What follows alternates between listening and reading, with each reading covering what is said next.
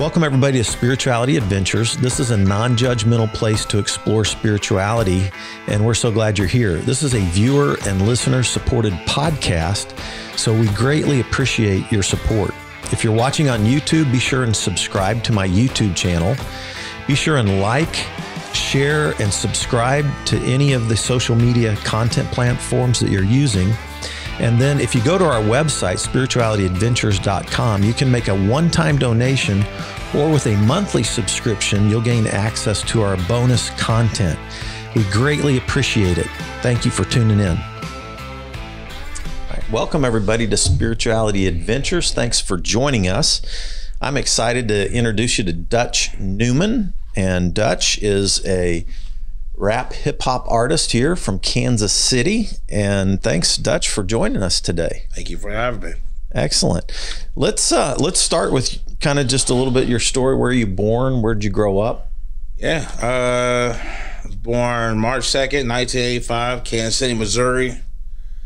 My mother, Sheree Butler Johnson, and my father, Philip Harry Johnson IV. Everyone called him Tweety.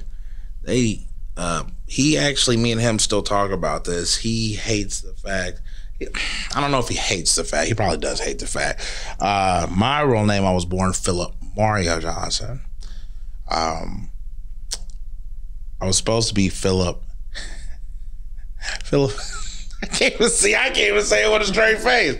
I was supposed to be born Philip Harry Johnson V.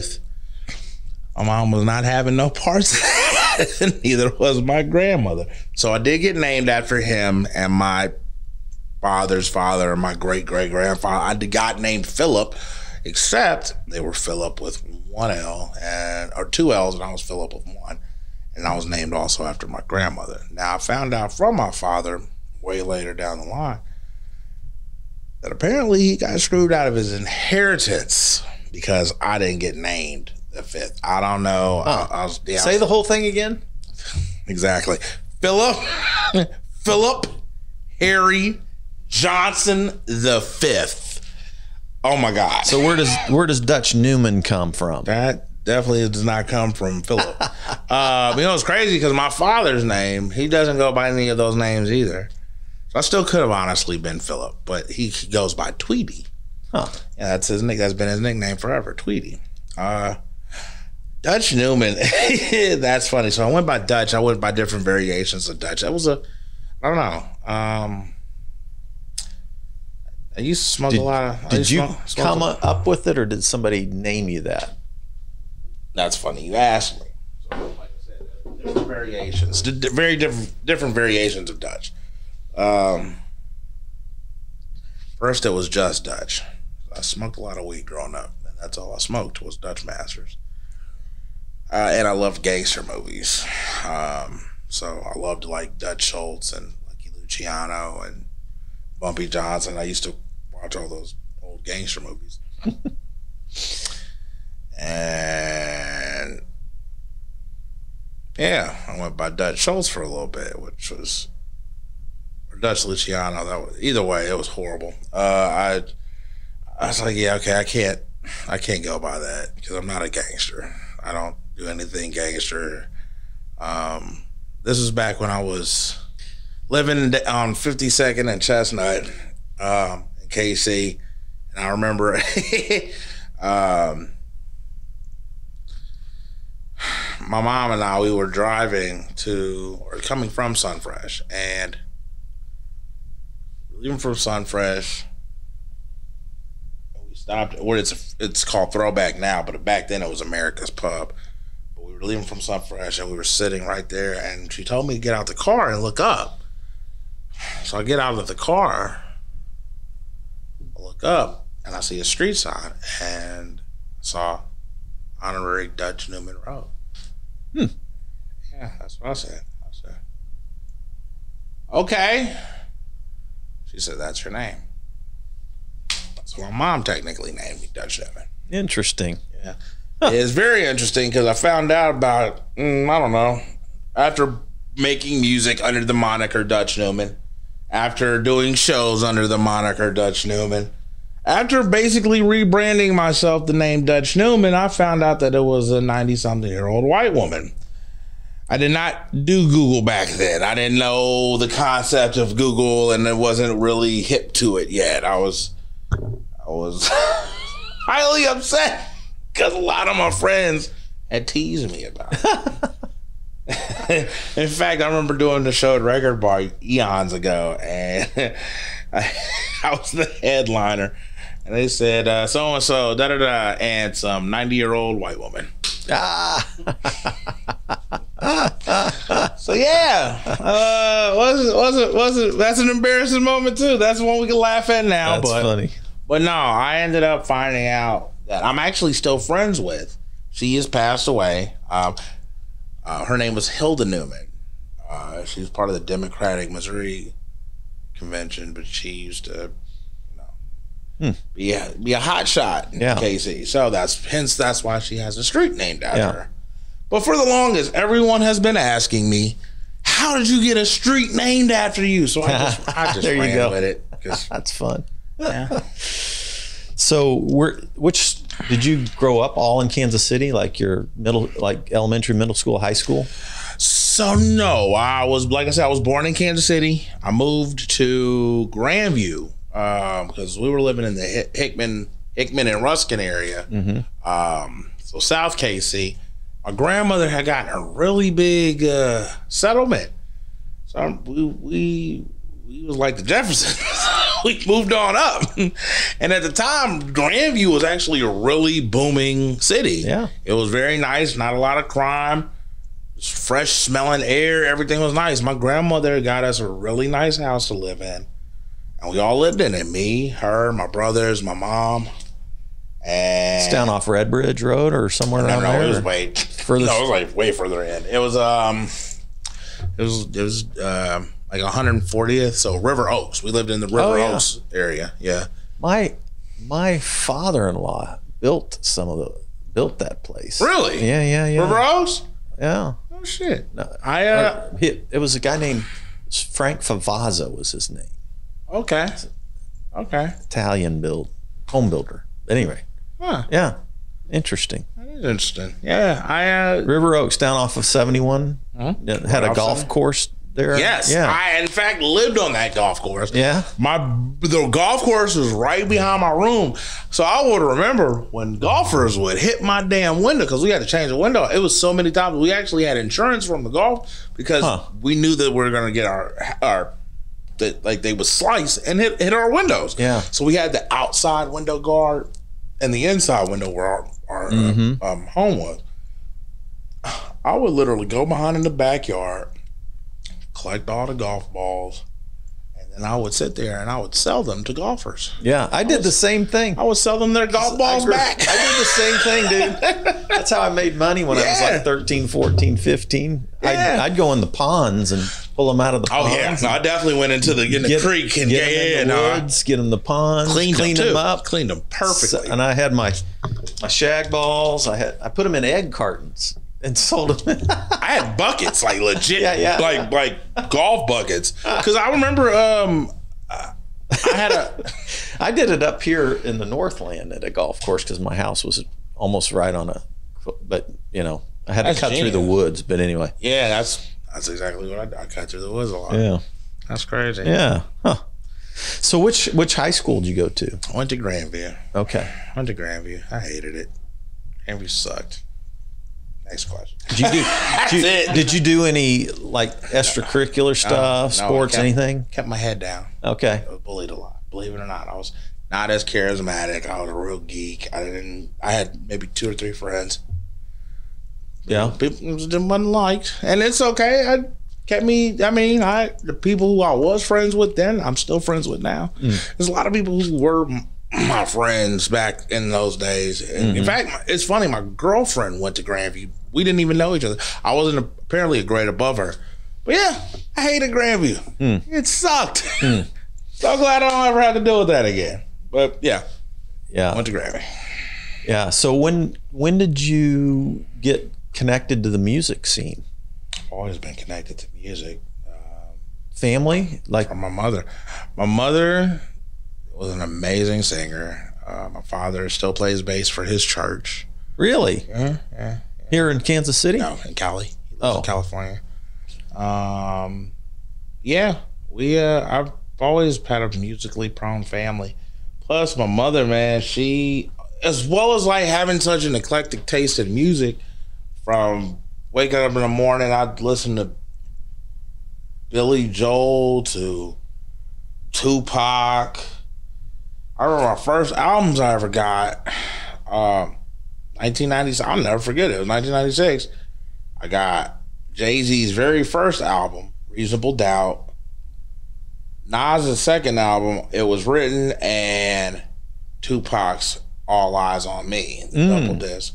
I remember listening to all that, and so I was immediately in love with hip hop. Yeah, immediately. Well, you started out with some good stuff. Yeah. I was spoiled. I got real lucky when it came to music. But no, my mom, yeah, man, she always just had. We weren't sheltered. We were not sheltered.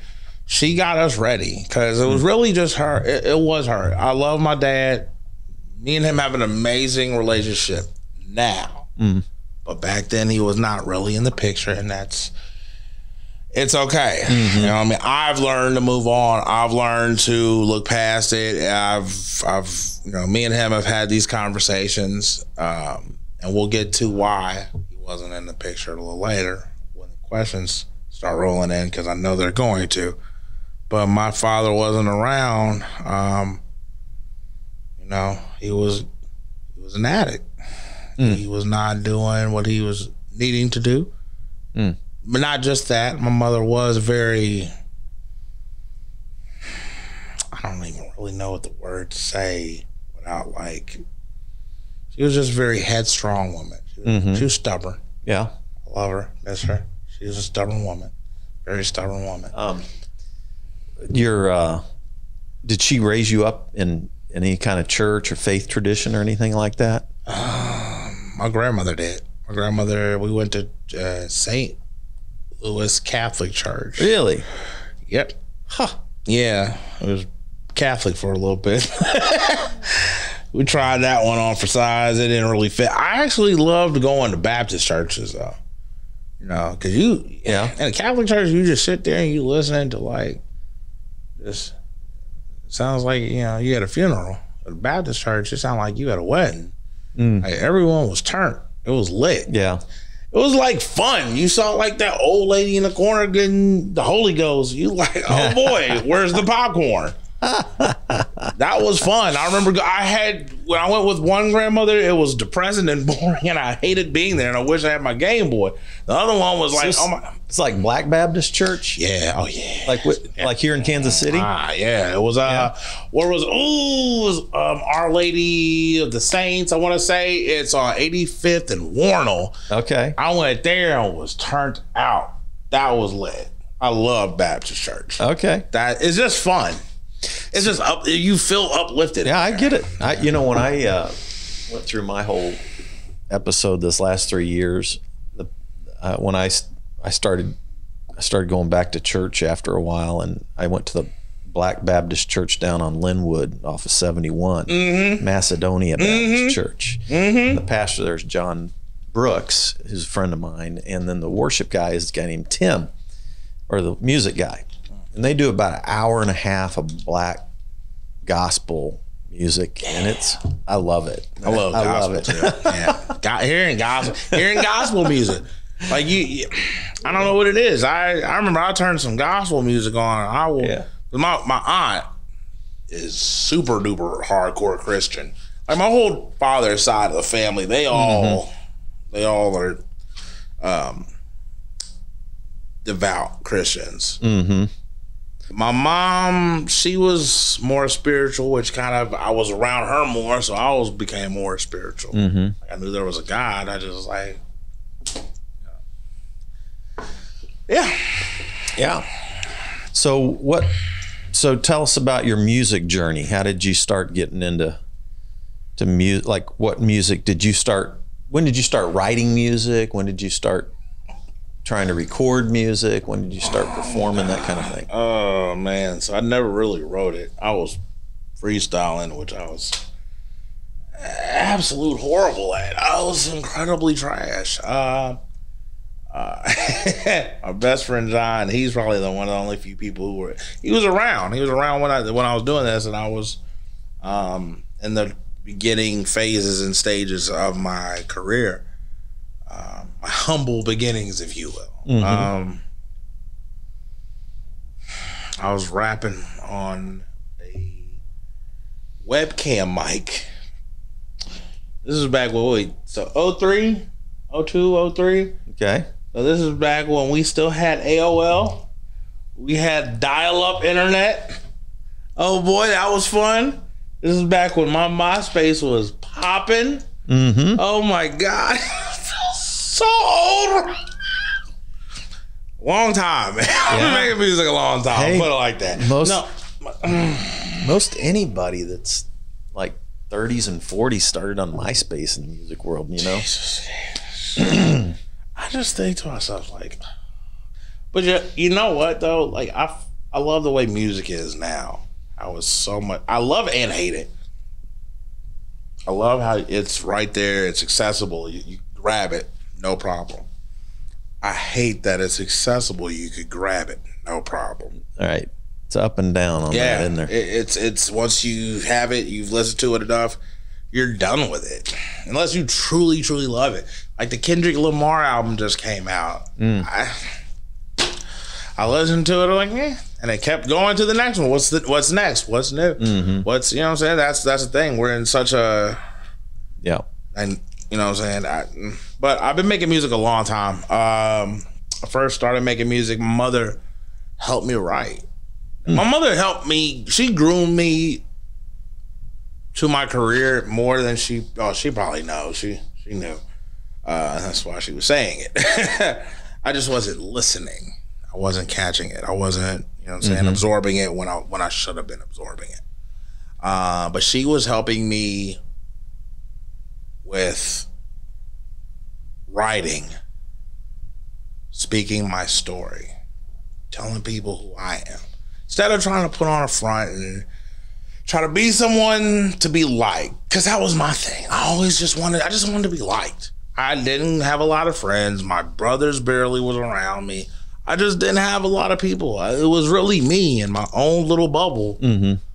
And I finally made music, and I remember doing my first show. Not even a show. It wasn't even really a showcase. I remember performing down at the Peanut. My first real time. What year was this? Oh God, it was like 06. It was like 06. Okay. 06, 07. Uh-huh. First time I ever performed. God, that makes me feel really old. I was a kid though. I was like 18, 19. I remember going down there and getting on the mic and rapping something that I wrote that was me. As crass as it was still me. But I rapped and ate it up.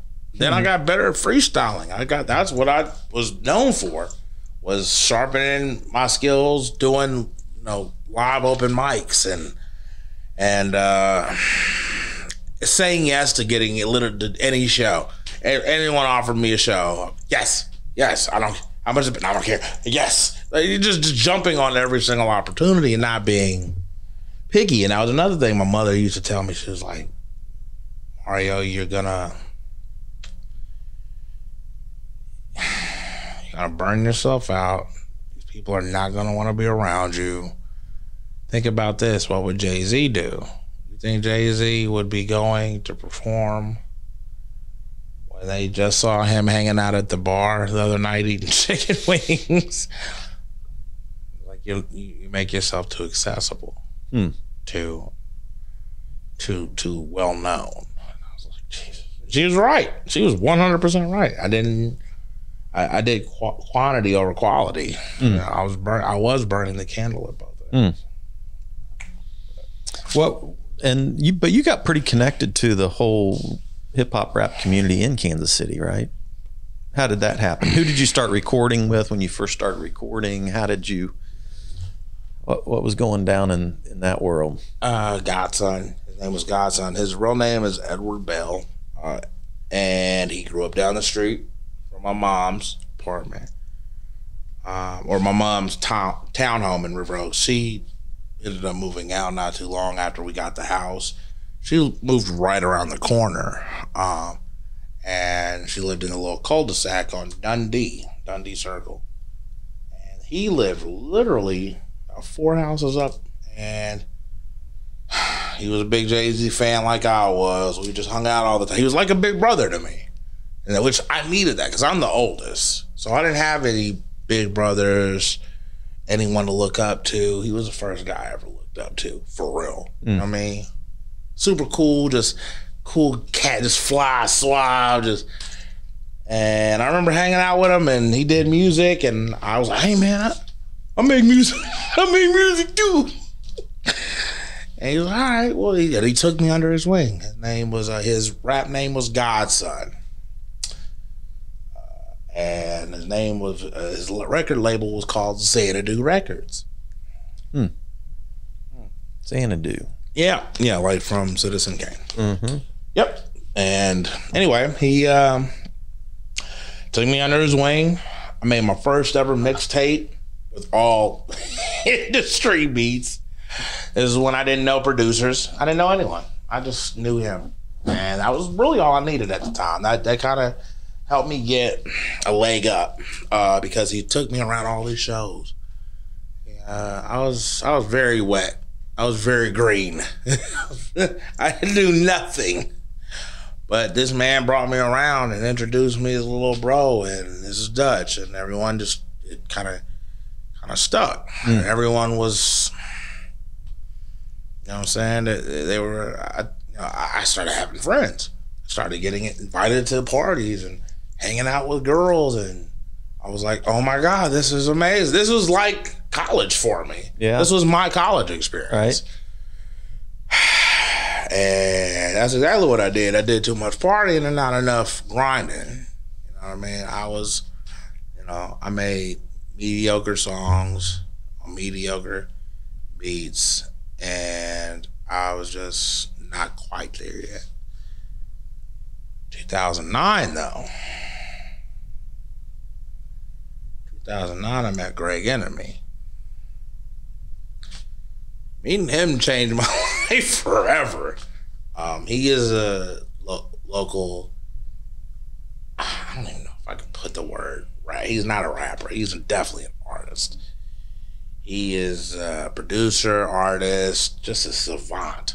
He's another fly dude. He's like a fly little brother. You know what I mean? So he was still someone I looked up to. But he gave me a whole beat pack. I just came over to his house one day, and he was like, "What do you want?" And I was like, "Well, this one, this one, this one, this one, this one, and this." And then we made an EP. It was my first ever EP. It was called, see, Cornball. This is how corny. I had no real originality. It was called Dutch Newman and Greg Enemy made an EP. Want to hear it? So exactly, Cornball. But it gave me one of my. Oh, go ahead. No, were these beats that Greg had laid down? All produced by him. Okay. All original stuff he had produced. This is my first ever original project. That was mine, and I didn't owe anybody nothing. It was awesome. I recorded it at my boy JLB Hood. I recorded that whole project at his house. Anyone doesn't know who JLB Hood is? He was on Strange Music. He's one of the city's most talented elite, also artists as well. Back then, I got to record a whole EP in his closet. It was awesome. Nice. Awesome. But yeah. So he signed with Strange at some point. He did sign with Strange. Okay. We're going to get a little more into that too. But yeah, I made music with Greg, started getting really noticed. I made my first ever music video with this guy named Adam Johnson. So we shot the video at my friend's dad's house, and then basically, long story short, took off. The video came out, the project came out, doing all these great shows. I started opening up for big acts. I took my first ever trip to Los Angeles, came back, started working on another project with someone who's definitely like a big brother to me. His name is Johnny Quest.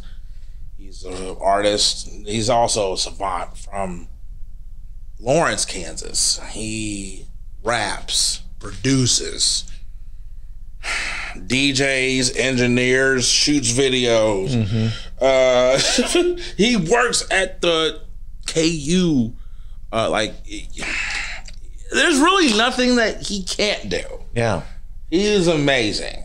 He actually produced one of the latest songs on my latest project. Funny? He did Funny. Yeah. He produced Funny. I noticed. Yeah, he's the only other grown man like I'll get a tattoo. I like that Funny too. That's good. I'll tell you a funny story about that. That's one of my favorite songs, and that was one of the last songs for the album. Let's plug it real quick, because the stuff I listened to was Shore's Son. Sheree's Son. Sheree's Son. Don't Take It Personal. That's 2013, 2014. Then your two newest releases, 2021, you did This Too Shall Pass Part 1, and then this year, 2022, This Too Shall Pass Part 2. Yep. And Funny is on your Part 2 release. And so this is Johnny Quest that you worked with on this one, right? Yep. Okay. Yeah. So those are my solo projects. My first ever real album was the first project I ever did with him. We have two projects together. We have the Lonely Hearts Club, which is a self-titled album. Then we have our EP, Skinny Jeans for Fat People. That came out about 2011. Okay. But my first album, just me, was Sheree's Son. That was 2013. And then Don't Take This Personal. And then I did a bunch of other little here and there. Yeah, those are my full length. Yeah. Johnny gave me that beat. Here's another. So that's what he would do. He would send me beat packs. Beat pack is basically where you get like one gigantic folder emailed to you.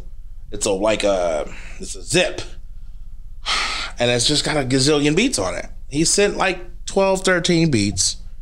I was like, "Oh, I love this one. Ooh, okay, all right." He actually said 28. I'm sorry, because I can literally pull it up on my phone, and the beat just had the number 28 on it. He said 28. So I literally had sat and listened to this one. I found out that Johnny not only sent these beats to me, he sent them to like 6 homies. So I'm like, man, and I made a post on Facebook. I'm like, man, this is Johnny beat pack. And he said, oh, word? Yeah, he just sent me that. I was like, what? I thought I felt special. And then I was like, oh, no, wait, no. I was like, all right. So I decided, okay.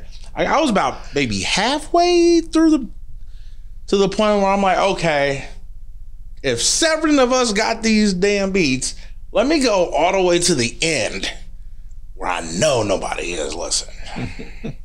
So I'm like at 32, and I'm like, okay, all right, that's cool. Okay, I get all the way to 28, and I just hear, funny, a year ago I couldn't eat. And I was like, wait, what? So I called him. I was like, hey, bro. I listened to it. I was like, he said, yeah, I made that for you. I was like, what? He's like, I wanted you to hear that one. He made that years ago. Oh, wow. He made that years ago for me. Yeah. And it hit me. It hit me hard. Because he was aware. He was around. He saw everything I went through. He was around. He was there for it all. Because he knew my mom. He knew my grandmother. They loved him and he loved them. So, yeah. He saw it. So he knew exactly what I went through. And so when I heard that, he took it off of his beat bag, and that was mine. It was no longer up for grabs for anyone else. I said, this is mine. So y'all can fight to the death over the rest of these. This is mine. And everyone agreed, yeah, that's yours. Cool. Cool. It's good stuff. Well, let's dive in. So you referenced like all the stuff I went through. Yeah.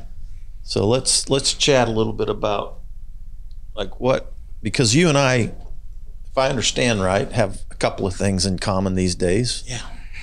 Some sobriety under our belt. Yeah. Yeah. Let's talk about that a bit. Yeah. Tell us how, tell us how your life kind of like spun out of control. Flipped upside down. Yeah. Give us a little storyline into that. Easy. So like I was saying, it's funny that we're coming to that because around this time I was I just finished working on Don't Take This Personal. Just finished wrapping up. So I was now like, okay, what's my next project? What do I do next? At the time, it was just whispers. It was just hearsay with JL. There was nothing formal. We basically had given up like any idea of it happening. But finally, my friend had made some album cover art because me, Joey Cool, and JLB Hood all had a group called Through the Hard Way. I've known those guys for a very, very long time. Since I started making music for real and taking it serious, around the time I met them. So we decided, okay, let's make this project. At the same time, this is how much I didn't want to get upstaged by them because they've been featured on my projects. I've been featured on theirs. Always had a feeling like I always had to try to, which is good. That's good that you had that kind of, you want to compete. You want to be better and one up the next guy. Like that's what keeps you hungry. Steel sharpens steel. So I put all my eggs into this one basket. I didn't make it work on another project. I worked on this project and this project alone. I'm finding beats. We're working on songs. Little did I know, this was one of like 7 or 8 JL projects, and Joey Cool was working on his project, Swing Sinatra. I wasn't working on anything except for this.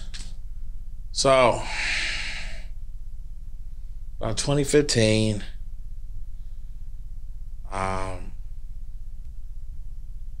around this time, I'm working on these songs with them, and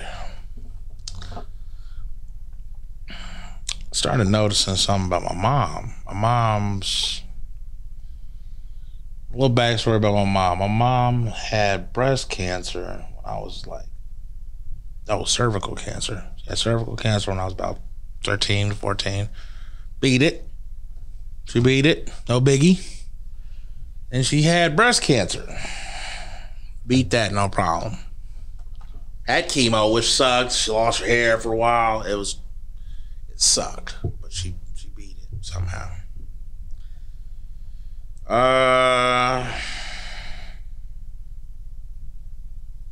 Probably around this time, I think I was so enwrapped working on this project and just making it, doing something. Because I was feeling like, man, I put out these projects, no one's really fucking with it. No one's really listening to me. And I was just like, man, what do I do? So I'm kind of hitting the wall. So I was like, you know what? Maybe this is it. Maybe this is not what I'm supposed to be doing.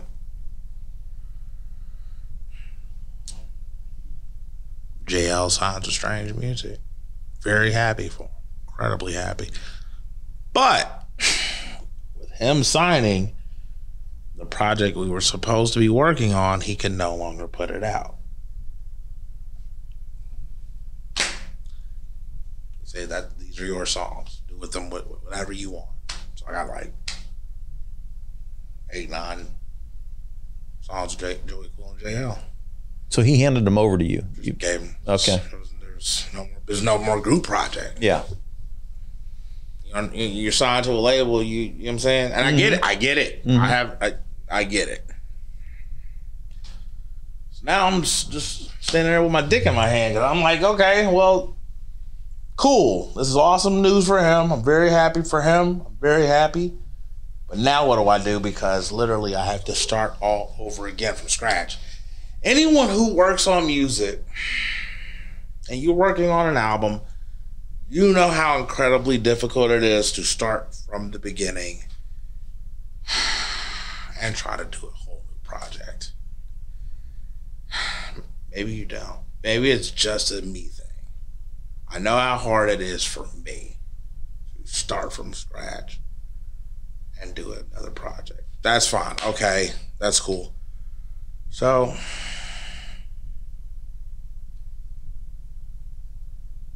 all this time I didn't realize when my mother was dying in front of me. I was so selfish and so worried about my own bullshit that I didn't realize that I was losing my mother. Until, and even still, when we went to the hospital, it still didn't even click. When I literally heard them tell my mother, it was just me and her. She picked me up. I was living in Parkville at the time. And she picked me up, went to the doctor way out in Lenexa, the cancer center. And I told her, Sheree, you need to start living your life like you've got about 6 months to a year. I heard these words come out of her mouth so nonchalant. And it didn't even hit me. It didn't even hit me. It hit my mom now. So I'm just sitting there watching her cry. And not knowing what to say. What do you say? What can you say? You just got handed your death sentence. So anyway, spending as much time with her as humanly possible, but then I got to a point where it's like I just kind of fell by the side again. I'm still living in Parkville, dealing with this horrific woman, mother of my child, which I don't even want to get too far deep into that. You asked me earlier who situationships is about. It is clearly about her. That's definitely about that one. Yeah, one of the songs off the new album, Situationship. Really good, by the way. Thank you. Yeah. Thank you. It's yeah. definitely about my baby mama. Uh-huh.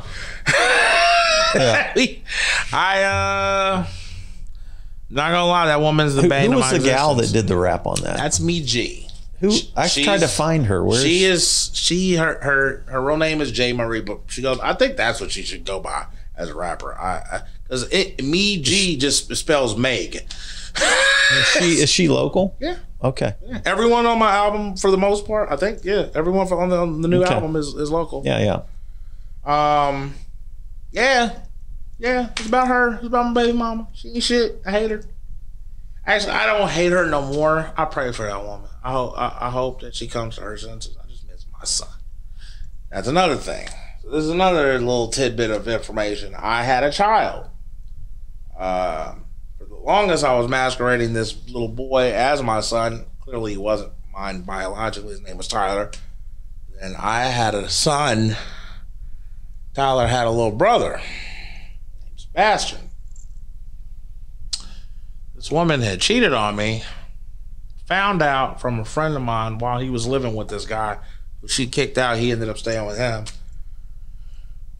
His dude who paid for my album, Sheree's son, was having sex with my baby mama. Found out about it. I left the house. When I left the house, I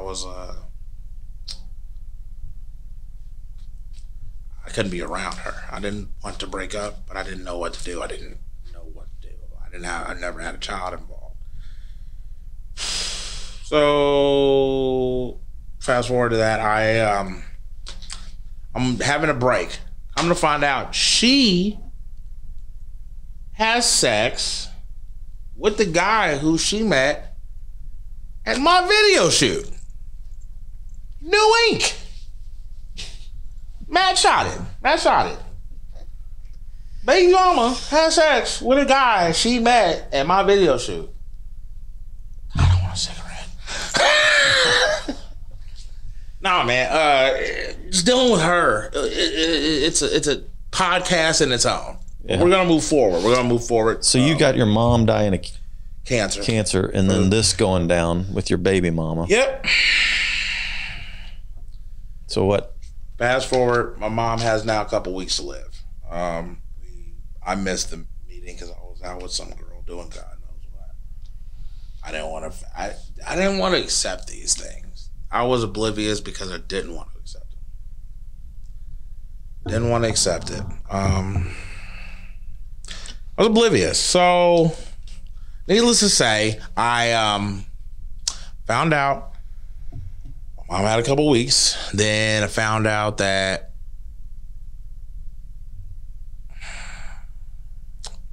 my baby mama was marrying some guy who she had met at a strip club, and she was a stripper too. Man, I pick them. I picked the right ones.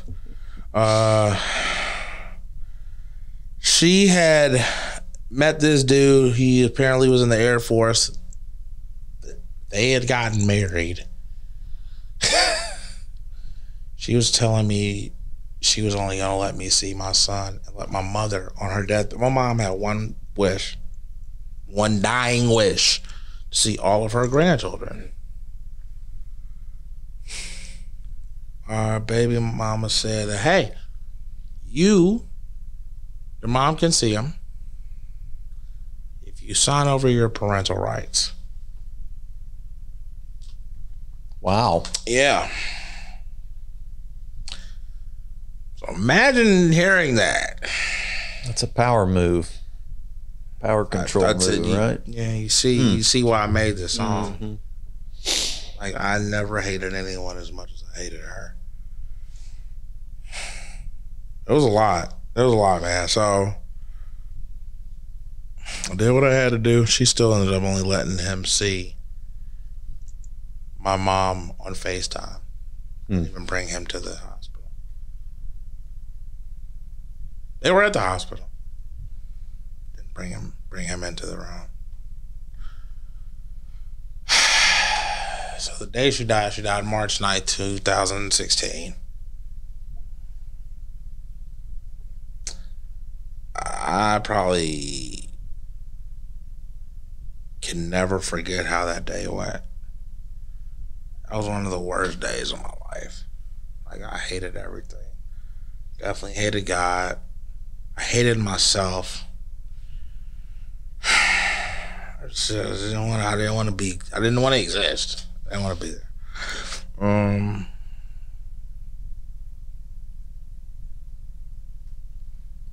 Fast forward. I'd see my grandmother, and little did I know that was the last time I would ever see my grandmother alive and have a conversation with her. I went to see her, and I recorded our last conversation, about 11 minutes long. And I somehow saved it throughout all those years, because bits and pieces of that is on. Was that on the song? Yeah. Which song was that on? First one. The fourth one and the last one. Yeah. I was wondering. Okay. Wow, that's from that recording. Yeah, it's our very last. It was our very last conversation ever, ever. And something told me to record it. And I'm glad I did, because I'm not kidding you. It was a lot to listen to. I listened to it. I could still listen to it.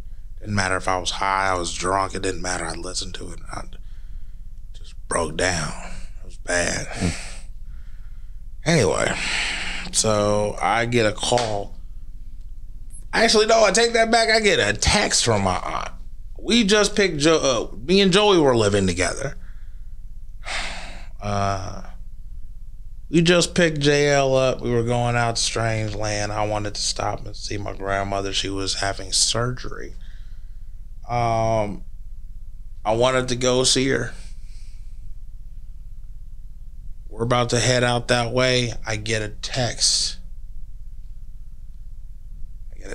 My grandmother did not survive surgery, so I didn't even say goodbye to her.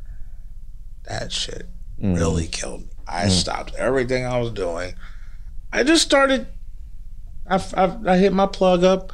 I went to his house, and I just sat in front and just started doing line after line after line. till I couldn't feel my face. And it just got worse. It just kept getting worse. It really didn't stop. It wasn't a, oh, this got better a little bit. I went to rehab and no, I didn't know how to do none of that shit. Everyone kept saying, Dutch, you need to go to Oxford House. Maybe Oxford House might. Try it. You should try it. Yeah, all right, whatever.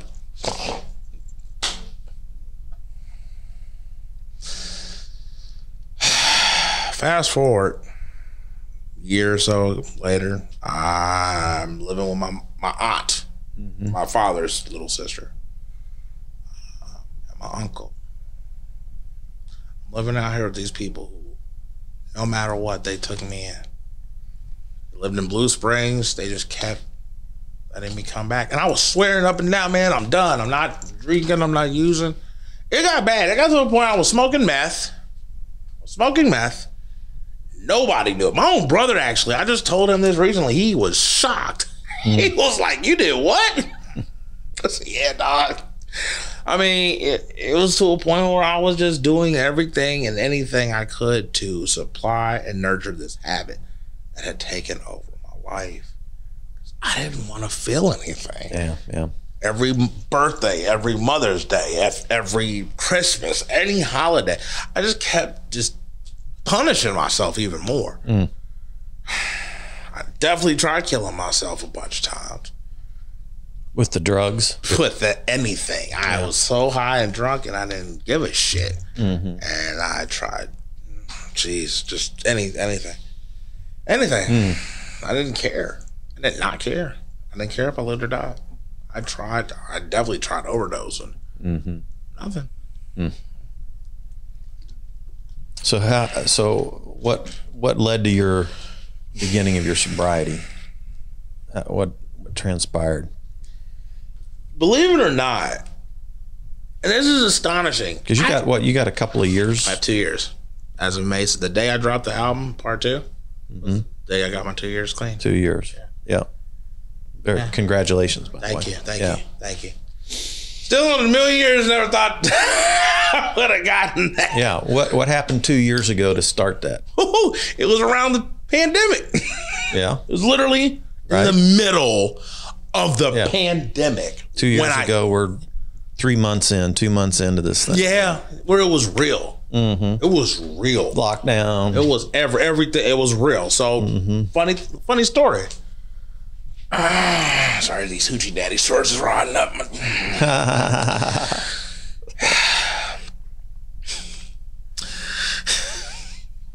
So 2 years ago, I remember I was living with my aunt, living with my uncle, mooching off of them. Yeah, I'm gonna get a job. Constantly working on this album that was probably never gonna see the light of day. I just lost one of my very closest friends, Info Gates. Also someone I looked up to, someone I loved, and he was by far, not just as a rapper, not a producer, he was just a genuinely good fucking person, which that is so rare. It's no, for real, in this business alone, in this city, it's so hard to find a genuine person like that. It was so dope. We just lost him. So I definitely was getting really that did not look good now I think about it, but it was bad. It was really, really bad. I was around some of the last times I was doing. Not taking this pandemic shit serious, not take COVID. I go out with some friends. I just broke a phone, so they were giving me a new phone. I was going with them. I stayed out for like 3 days straight.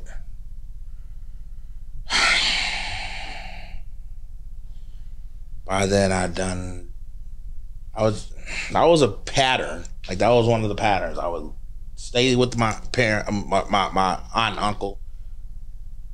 Then I'd go out and do some fuck shit, come back. They knew. I'm stupid. They knew. This is... Finally, though, I guess this was the perfect opportunity. Pandemic. Okay, you leave, then you come back. We can't let you stay here. Clearly, we have children here. It's like, I can't fight it. I can't even be mad at this. I remember I was with my friend Jaden. Amazing kid. Amazing soul. He was one of the last people I life real told, and just before this, I spilled everything too. I just gave him my whole story. Tears and all. Played him the conversation, everything. He let me stay with him for a day or two. He's like, listen, man, my grandmother's here. She's elderly. I said, I get it. I'm literally watching doors close on me at every turn. I eventually had to stay at a homeless shelter. I stayed down at the City Union Mission one night. Just one night. Oh my God. You're around a bunch of men who already got God knows what. Then you throw COVID in the middle. Holy shit.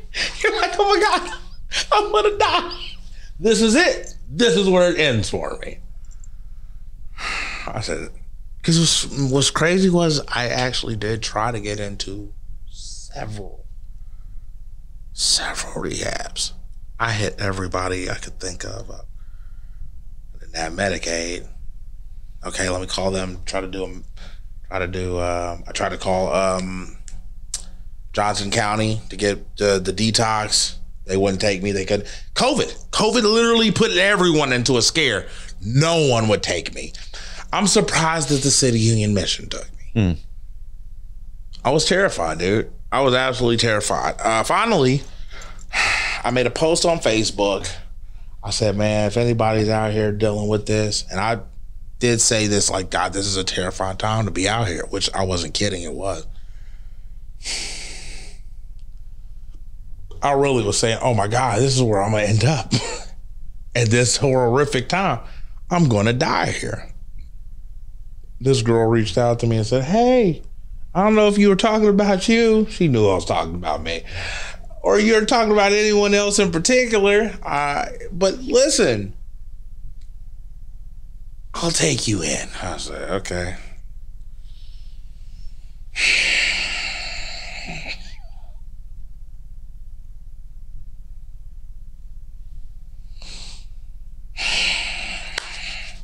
Said, I'll take you in. I said, okay, cool.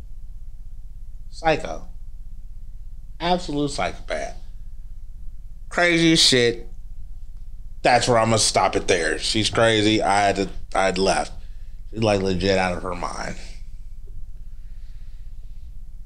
So I said, okay, I'm gonna go somewhere else. It was a terrible idea. I gave her half my stimulus check. When we all got our stimulus checks, I ain't never seen so much money in my whole life. I was like, oh my God, I got a stimulus check. I gave her this whole half of it. And she wanted the other half of it. I wasn't having sex with this woman. This woman wasn't, you know what I mean? Yeah, she took me in. That was beautiful. And I offered her half of it for that. She took it. Okay, gotta go somewhere else. You gotta stay with someone who I consider a friend. Let's just say this. The day that I got clean, the exact day I got clean, was the day I was getting kicked out of this girl's house. Because the night before I did something. It wasn't horrific. The way she had exaggerated it made it sound like I did something absolutely horrific. But after like speaking with people, they were like, dude, it was that bad. I was like, okay. Just the fact that someone had to tell me that, say, hey, it wasn't that bad. I was like, shit, okay. I clearly don't remember, and I couldn't prove that I didn't do anything bad. My friend Hikari picked me up and said, baby, you're going to an Oxford house, setting up an interview. You're staying with me and detoxing. and we're going to get you an interview. And I shit you not. She put me in. I stayed with her. May 7th, 2020. I said, she's right. I went to my first ever AA meeting, then I went to an NA meeting, and then I was like, oh my God. And I have not looked back since. Wow.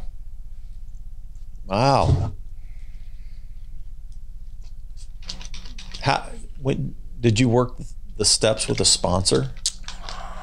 Or did... I'm on 11. Okay. How did your first 3 steps, you're kind of like admitting your life is unmanageable, out of control, and like, to restore your sanity, you kind of got to surrender to a higher power. Yeah. What did that look like for you? Was that difficult? I mean, admitting that my life is unmanageable? No. Yeah. That wasn't hard. Shit, it's still unmanageable. Anyone who tells you their life is manageable, yeah, right, is a whole ass lie. Right. No one's life is manageable. Let's be honest. I honestly don't, because I was pastored people for 40 years, know, and I'm like, when I work through the steps, it was like, there isn't a person on the planet who doesn't need these things, right? But at any rate, did you have what was that, did you have some kind of spiritual awakening? Did it come easy for you, those first 3 steps, or? It's crazy. I still find myself in awe every day. But in the beginning, yes. Because it's crazy. Normal times that I would have been like, I'd have been like, man, this ain't going to work out. Okay, maybe we're on to the next. No. I made it work out. I didn't do shit. I allowed my higher power to let it work out, which is something I would have never done in the past. In the past, I was just, seat in my pants, just let it rip. Mm-hmm. No, I take into account that there's a plan out there. I am definitely not aware of what the plan is, but at the same time, I'm not fighting it because I was living my plan for so long. And I saw exactly where that got me. So I just would let go and let God. Like, I had to realize that there are things that are out of my control. There are things that I can't control, and I'm fine with that now. Mm-hmm. I used to not be. And it's liberating. You know what I mean? It's liberating that I have a higher power that I believe in wholeheartedly. Because it's funny, we talk about higher power, everyone assumes that. What I love about AA and NA is that it is spiritual. Because I have a lot of friends who are atheists. Mm-hmm. I got friends who don't believe there's a God, but it's funny, I talk to them about this all the time. And hey man, believe what you want to believe. Gets you through the day and you don't use, you're still clean. But you gotta believe in something. Because if you don't, you will. The why? What are we doing here? How are we here? You know what I mean? Mm-hmm. You just popped up, you know what I mean? You know what I'm saying? Like, everyone's entitled to believe in what they believe and what they feel, but I remember when I just lost my mom and grandmother, I would see the numbers 222 everywhere, all the time, without fail, no matter where I looked. Matter what time I looked either. That's what was really freaky. I would look and I would just see 222. Finally, I looked up and I saw what it was, and there were angel numbers. There was, and what it says is someone from the beyond is trying to tell you that it's gonna be okay. Not kidding you. I didn't believe that shit. It's like, and then I'd see it and I'd be like, oh my God, it's gonna be okay. Mm-hmm. It took me a while because, like I said, I didn't. A higher power. That was another one. Higher power was, Because I did hate God for a while. I was just like, I used to say it all the time. Why me? What did I do? Now I'm like, why not me? You know, it's all in perspective. I feel like I woke up this morning clean and sober. No matter what I went through between then and me going to sleep, my only intention, my only desire is to stay clean and sober. I don't try to let it get overcomplicated. Mm-hmm. I just know what I believe in. I know what has kept me and is still going and still keeping, because I have people who've had years and years of sobriety. Mm-hmm. And people were like, oh, they threw it away. No. So the day they stopped believing in whatever they believed in to get them to that next day. Yeah. Well, let's we're running out of time here. So let's your newest album, This Too Shall Pass, part 1 last year, part 2 just dropped. And you the songs, you know, you can, all the stuff you just shared with it come out in your music, right? Yeah. It's all through here. Your recovery, your battles, some of the relationship stuff, it's all right there. Also, Matt Cox, our producer, also did one of your music videos just recently. Yeah. What's the title? The Upward Turn. Yeah, Upward Turn. Upward which Turn. is a great. So we're gonna, if it's okay, we're gonna put that music video on the end of this podcast. But I was wondering if you would take us out by doing one of your songs. Sure. Yeah. The song I actually love the most is the actual title song of the whole album. And real briefly, so the name of the album is called This Too Shall Pass. I actually thought of the title years and years and years ago. But when people asked me what the concept of my album was, they were saying, hey, what made you think of this? And it was basically living in a house, as long as you've lived in, and the house has suddenly just fell down on you. As soon as it fell down on you, you can do one or two things. You can crawl out of it, or you can lay there and die. What I decided to do was I crawled out of it, but then I could have just left the rubble. But instead of leaving the rubble, I literally cleaned up and I started rebuilding the house brick by brick, beam by beam. That's what these albums are. So the first part is getting out of it. The second part is rebuilding. Good stuff. Yeah, check it out. You can get it on any of your music platforms, basically, right? iTunes, Yep. Spotify, Bandcamp, All of that. all of that. I'm on all of that. And your Instagram is Dutch Newman is back. Dutch Newman is back. All right. So, what song are you gonna do? The title song. This Too Shall Pass. All right.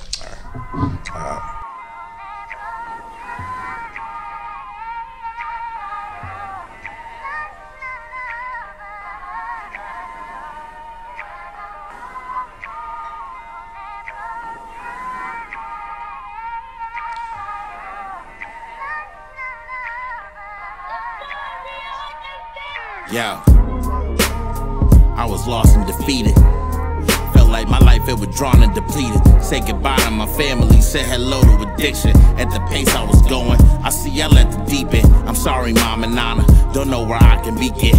Cause I don't know the next time that I'ma see him. I hollered at my nigga just to gain perspective. He just looked back at me like, you better step up. Remember that kid he saw spitting on Chestnut? Still believe in me and tell me that I'm next up. If it was meant for me, then it's meant to be. So eventually, shit was making sense to me. Cause at one time I thought of abandoning shit, but now I'm playing to win a championship. 10 toes down, I'ma stand on my shit. Back to grown man business handling shit.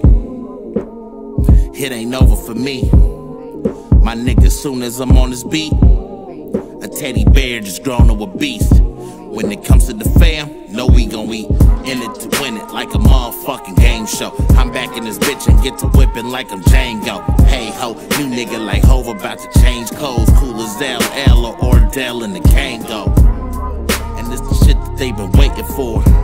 7 years later came to change the score. Cause since the day my mother passed away, this is the shit that I've been praying for. That I ain't no more competition, fuck all the opposition. I got a proposition, too many pussies around, I feel like an obstetrician. But now I feel like y'all ain't got a pot to piss in. So go ahead, everybody start placing your bets. 5 to 1 odds on you taking the next. I ain't wasting the breath or retracing my steps. Shit, I'm about to start placing some threats. I was asking for change like a bum on the street. And my wits end, I was gonna run and retreat. Broken and beaten and needed comfort relief. Ready to throw the towel, flustered because of this grief. But now I'm back to it, and the feeling's immaculate. Eventually, end of the day, I had to get past this shit. I had to split, move through all the labyrinths. This too shall pass, better than I imagined it. Had an epiphany, had to realize initially. Though they gone from me physically, legacy still gon' live through me. I feel like God just granted me a second chance. So I'ma take full advantage the best I can. Got a one-up on niggas like an extra man. Now I'm back to working harder than Mexicans. I feel the spirit invoking my soul. Lo and behold, I'm going for gold.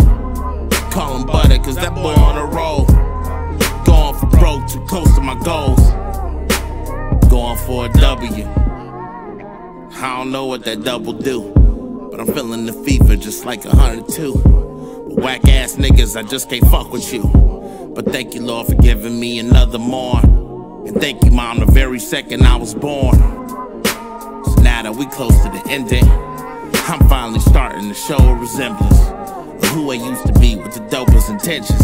Cause it reaches 7 stages, it's hope and acceptance. So here's the 7 stages. And not I guess just order what they would normally be in. Okay, so number 1 is shock and denial. Okay, you will probably react to learning of the loss with a numbed disbelief.